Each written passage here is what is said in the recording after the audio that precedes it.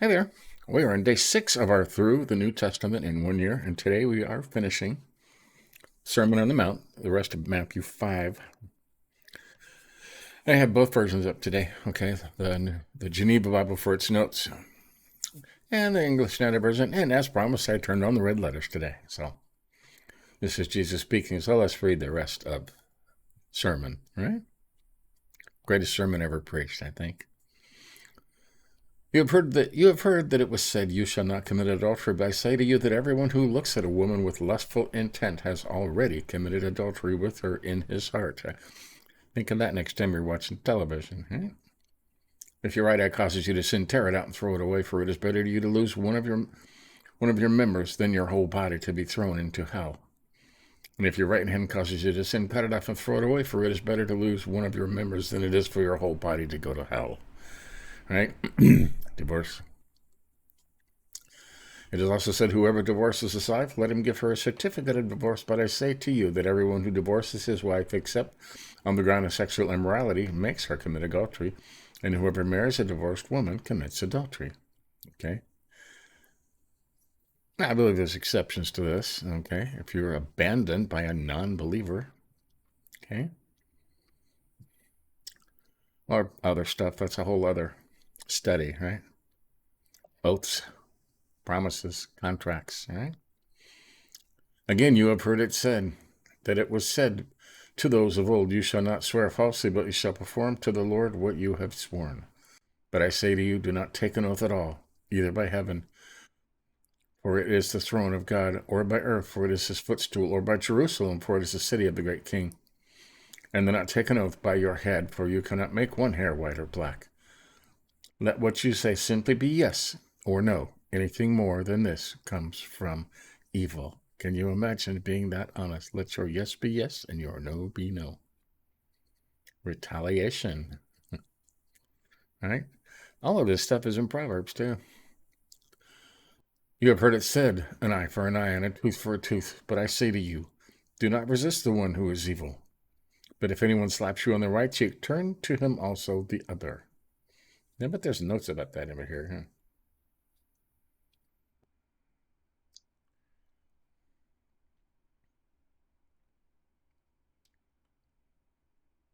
There's not. And strange as that. I've heard lots of different things about this turn the other cheek, okay? About the customs of the time. Where was that? And if anyone would sue you and take your tunic, let him have your cloak as well. And if anyone forces you to go 1 mile, go 2 miles. Go with him 2 miles. Give to the one who begs from you, and do not refuse the one who would borrow from you. Right? Never say no. Love your enemies. This is important. You've heard that it was said, "You shall love your neighbor and hate your enemy." But I say to you, love your enemies and pray for those who persecute you, so that you may be sons of your Father who is in heaven. For he makes the sun rise on the evil and on the good, and sends rain on the just and on the unjust.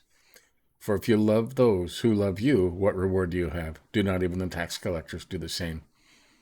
And if you greet only your brothers, what more are you doing than others? Do not even the Gentiles do the same? You therefore must be perfect as your heavenly Father is perfect. Right. There you go. That's the rest of it. So we look over here for some interesting notes, huh? Hey. Ye have heard it said, "He is taken for an adulterer before God. Whatsoever he be that coveteth a woman, and therefore we must keep our eyes chaste in all the members we have. Yea, we must eschew all associations with which might move us to evil, how dear soever it costs us." It means turn off your television, right? Don't look at those things. Pretty easy, right? Wherefore, if thy right eye cause thee to sin, he nameth the right eye and the right hand, because the parts of the right side of our bodies are the chiefest and the readiest to commit any wickedness. You like that? Most people are right-handed, right? to offend, right? Word for word do cause thee to offend, for sins are stumbling blocks as it were, that is to say, rocks which are cast upon. It's good there's not a lot of notes in there. You think there would be. Again, you've heard it said, thou shalt not forswear thyself, form an oath, right? The meaning of the third commandment against the forward opinion and judgment of the scribes, which excused by oaths or indirect forms of swearing. Interesting. Footnotes. Let your communication, yea, nay, nay. Let your yes be yes and your no be no. Whatsoever you vouch it barely, and whatsoever you deny barely, without any more words. Right? Should be yes or no, right? Just that simple. For it said, eye for an eye and a tooth for a tooth.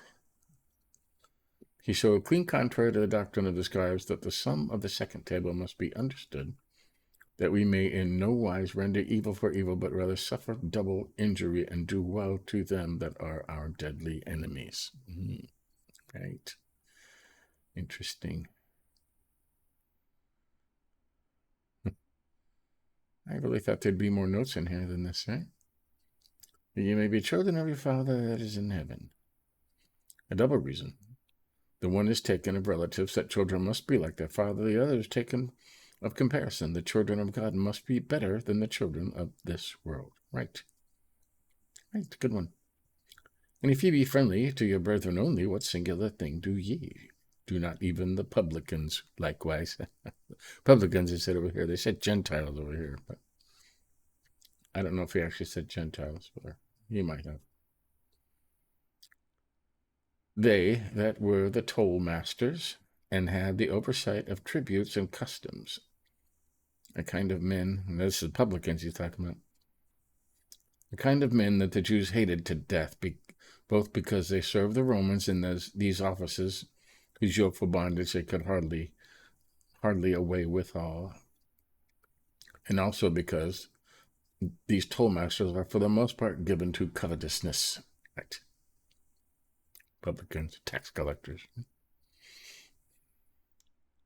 So, there you have it. It's a nice short study, huh? Just half a chapter. It's only a chapter a day, so, tomorrow we'll be on Matthew 6, probably, all right? 6. And they're splitting that in two also, okay? And this should be red letter as well, all right? Let's see. Yeah. Go away. So, yeah. And he continues speaking tomorrow. Very short. These are very short studies, so it should be easy to get wrapped up in it. It's usually less than 10 minutes. So, and we'll do the whole New Testament that way.